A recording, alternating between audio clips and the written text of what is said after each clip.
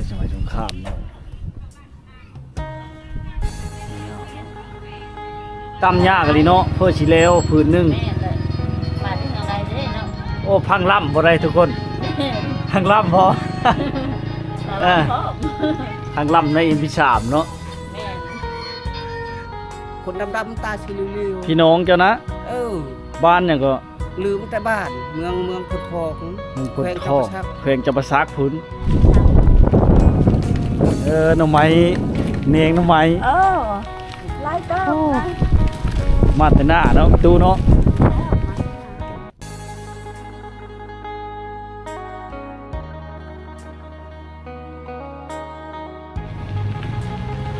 อันนี้เป็นเล้าเข้าเนาะทุกคนเนาะเล้าเข้าไว้ชื่อเข้าเลยเท่าไหร่อย่างนี้เขาจะให้เนาะเห็นหน้าโบราณเนี่ยโยกทำจากระเบิดตะกี้พอแล้วนี่พี่น้องเลยระเบิดแต่สมัยสงครามเนาะไม่เอาเนาะหนาวเนาะตามพูกได้อยู่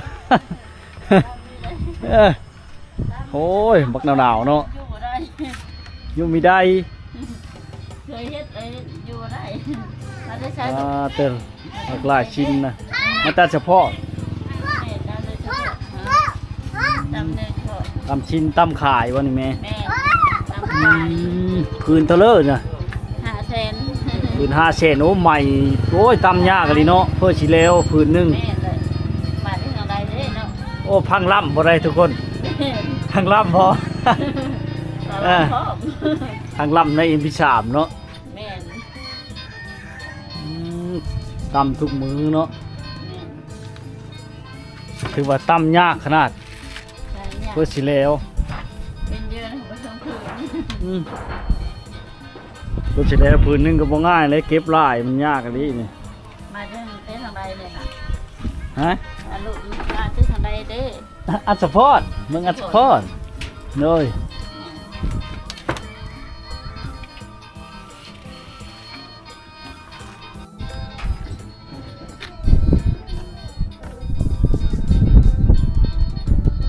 หนาวก็จงบริยูเนาะมันร้อนแค่เดียวเนาะ หนาว เมืองนอกมันหนาวเป็นปกติของมัน บริการผลหยาชาลานบ้านหมอผลิต อืม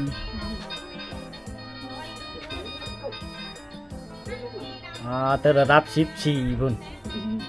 เราสิแล้วได้4นึงเนาะโอ้ยคันบ่ชินเคยนี่บ่เป็นดอกอันนี้คนรุ่นปัจจุบันนี่คือสิบ่เป็นแล้วไอ้เฒ่าเอ้ย รุ่นแม่และรุ่นลูกเฮงบ่เป็น เป็นแล้วแหละนี่ กันไข่เขายังบ่เป็นลูกไว้แม่บ้านลูกแล้ว เป็นแล้วนี่ทางล่ำไปพร้อมหมด โอ้ยหนาวๆเนาะโทรทัศน์นะมันพี่แล้วบ่น่ะ แม่นเท่ จะกระโดดมาลุ่มพี่เนาะ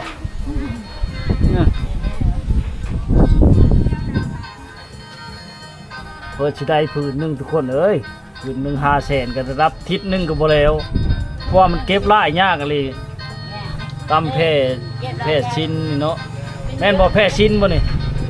ตำแพร่ชิ้นมันบ่ เดี๋ยวสิ้นเดือนนี่แหละ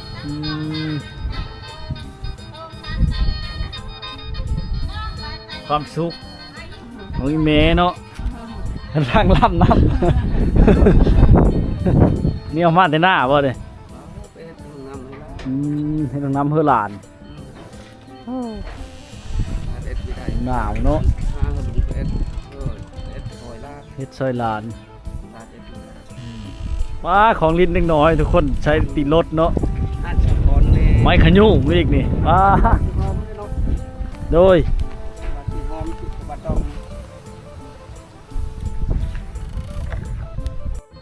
คนดำๆตาชิลิว พี่น้องเจ้านะบ้านเนี่ยก็ ลืมแต่บ้านเมืองพุทธอก มึงพุทธข้อแขวงจะประซักพื้น พอนั้นพอใช้ลูกเคยลาวน้ำเบาเขี้ยวคนช่ำเจ้านั่นแหละลูกเคยลาวจะจอยน้อย เขียว เบาเขี้ยวลูกเคยฮะ แต่บ้านเนี่ยบ่ชื่อเลยชื่อแต่เมืองพ้นท้อง แมนบ้านเบาหล่นกับบ่จื้อบ้านเขาใกล้กันหันแล้ว ค่อยขึ้นฮอดลาวเฮ็ดเวียกนำกันตะกี้ลาวมาเฮ็ดโรงเรียนอยู่บ้านประสิทธิ์เตียนนี่แหละเฮ็ดนำกันอยู่นำกันคำแม่นติดต่อได้ลาวแล้วเขาสิรับงานใหญ่ๆเลยจะได้เบอร์โทรลาวหั่นล่ะสิเอาลาวมาเฮ็ดคือว่างแล้วเขาเฮ็ดสโมสรก็85ล้านคนโอ้เขาติดต่อบ่ได้เสียใจอยู่หยังว่าไอ้แขกลาวผ่านงานมาแต่ไทยพุ่นเด้ชื่อลูกลาวหันโพไอ้กกนั้นมักไส เบาใส่เนาะ ชื่อลูกบ่าวแขก เอาใส่ นั่นชื่อลูกบ่าวแขก บ่าวแขก นั่นพอน้ำบ่าวแขกผู้เป็นฉากนั่นแล้วลูกเคยมากระชั้นเจ้านั่นแหละแล้วชื่อบ่าวเขียว มึงปะท้องแข่งจะประสาทคุณเนาะ ขัดติดต่อได้ขัดติดต่อให้ได้กว่า โดยพยายามเนาะ คิดฮอดลาวโยมเขาคิดว่าคันมีงานง่ายๆแล้วก็เตรียมทับแล้วก็สิขัดติดต่อได้ลาวแล้วก็จะเอาเบอร์โทรลาวให้นี่เบอร์โทรนี่เอา เอ เบอ อ ร์ เจ้าอ่านตามนั้นก็ได้อ่าน บ่ค่อยบ่ชื่อ เบิ่งเลยอ่านตามนั้นก็ได้โอ้อยู่เมืองปะท้องแข่งจะประสาทคุณเนาะ แม่น หาญาติพี่น้องอยู่ไก่นี่อยู่แต่เมืองนอกพี่แขวงชนเขตเนาะมันไก่มาจื้อฮอดบ้านแล้วแต่หึงแล้ว ตาเขาบ่อยากเห็นหุงปานใดนี่จะเบิ่งให้ได้กว่าข่อยบ่เห็นหุงปานใดนี่เบอร์เขานี่ อืม ขัดติด จู ต่อน 30 ขัดติดต่อได้แล้วให้ลาวโทรหา ชื่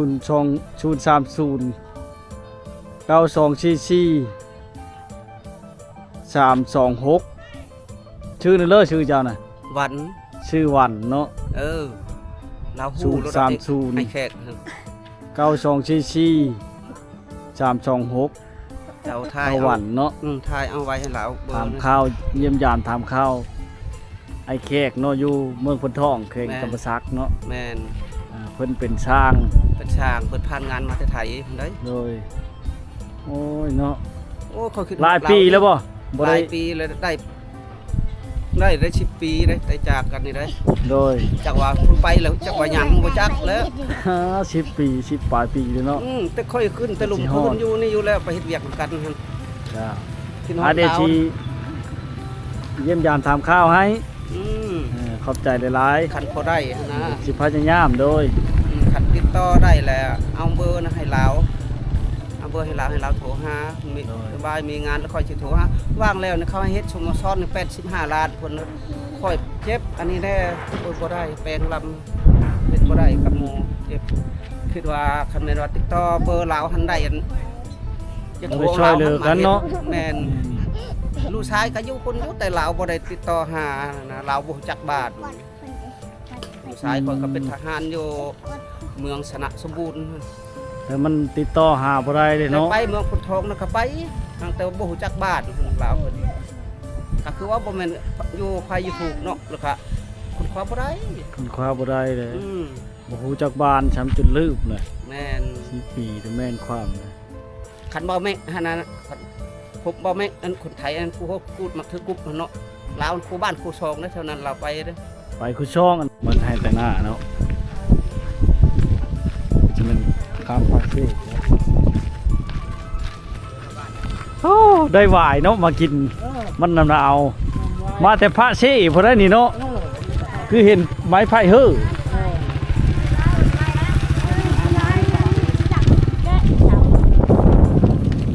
หน่อไม้เนงหน่อไม้ ไล่เต้าไล่ มาแต่หน้าเนาะตู้เนาะ แล้วมาจะหนา ได้เฮ้อ ทำลมจะไปล้มน้ำบ้านโอ้ จนยันเฮ้อล่มหมดแล้วเนาะ จะปิ้ง ว่าเตอคือเอามาหลายถวายนะมาขายบ่นะเอาเมื่อเฮ้อพี่น้องอยู่ใช่ก็อยู่เมืองชนบ้านเริ่มเมืองชน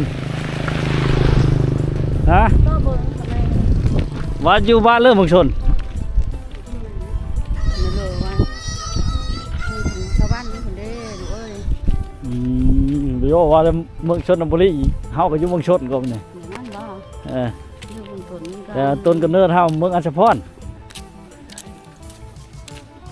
มาแต่ให้แต่หน้าโอ้ยเนาะน้ำหนาวนี่ไปเชียร์ยามันบ่ ไปเลี้ยงหมูเลี้ยงควายอยู่นะ ไปเลี้ยงงูเลี้ยงงูเลี้ยงควายโอ้ยหญ้าได้สดมันของมือนี่เนาะ เออ ก็มาแต่ให้แต่หน้าได้นมไม้เก่งมือแรงไหวพนมไปต้อนพี่น้องซ้ำเขาตำหูกพอได้เนาะ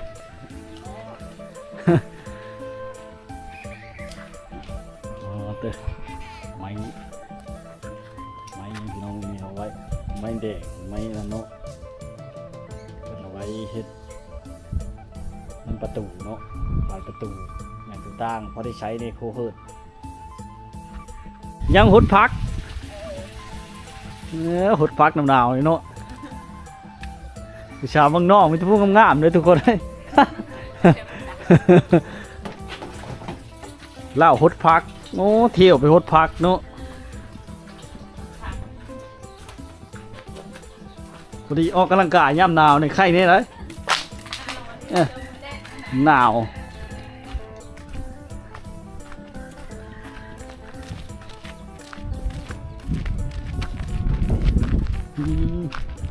โอ้ผู้ไม้ได้ผักนี่ขึ้นยังน้อยๆอยู่เนาะพอได้กินในครอบครัวเพิ่นเทสิแล้วเนาะมากก็ได้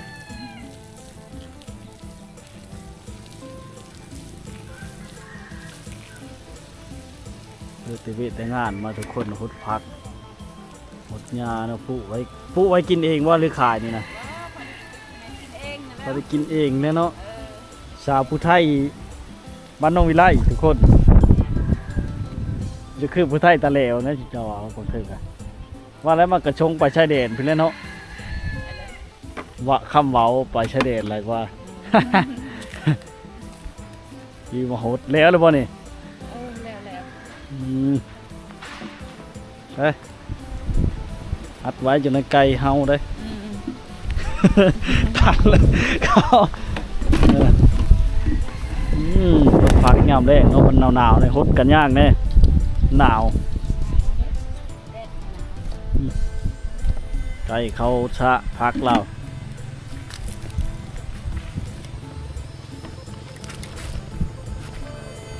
ส่วนหลายพื้นนี่ไม่แต่เป็นยางโบ่งเท่านั้นได้ทุกคนเลยปลูกยางโบ่งแล้วพอได้แก่เนาะในชีวิตประจำวันปลูกยางโบ่งท่าเปิดมาเนาะขายให้พี่น้องชาวเวียดนามเนาะหรือว่าอันประเทศจีนหรือเวียดนามนี่แหละเนาะนี่ก็พักกำลังงามเลยทุกคน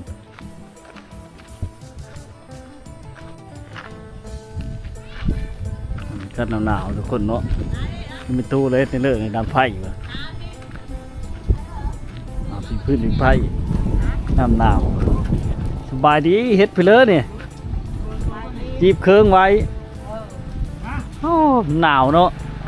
ปิงไผ่แล้วอากาศหนาวๆเลยปลินไหมมาบีนะสิว่าช่างอาจารย์พบมาอะไรนะถามไม่เชื่อมะพร้าวเราดกทุกคนเลยกันหนาวเนาะมีชาวบ้านของชนบทคนมีไผ่แล้วมันหนาวมีดูให้กินเนาะยำเช้ายำเล่ต่างๆเนาะ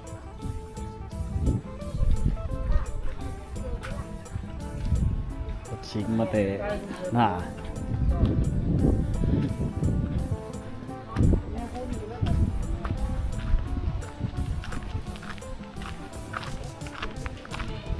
อย่างใช้วิธีไปเรียบง่ายชดลายนี่เพิ่นจะนั่นเนาะทุกคนเนาะชดลายนี่ตอนส้นเคสนี้เขาจะ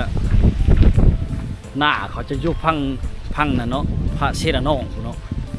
หน้าเขาอยู่พระเชรนองเลยทุกคนค่ำๆเขาจะพายเรือมาเนาะมื้อเช้าแล้วก็พายเรือไปยามแรงค่ำๆแล้วก็พายเรือมาเนาะไปเลี้ยงโง่เลี้ยงควายไปหาอยู่หากินปุ๊มันก้นมันอยู่พังนะเนาะหรือว่าชุบยางปลูกยางปลูกลายเนาะชนเคสปลูกยางปลูกลายทุกคน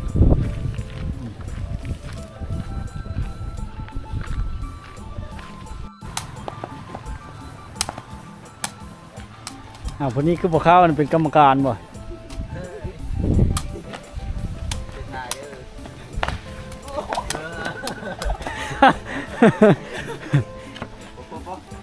นี่กีฬาชนบททุกคน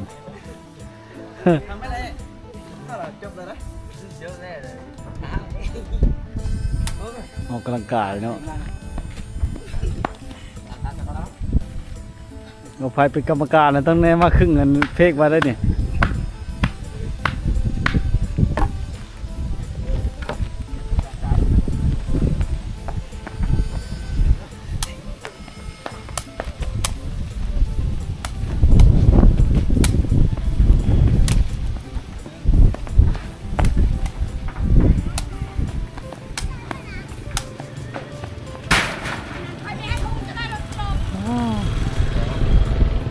มันก็เมื่อแต่ให้แต่หน้าเนาะให้แต่โชว์นี่ก็เตะต่อ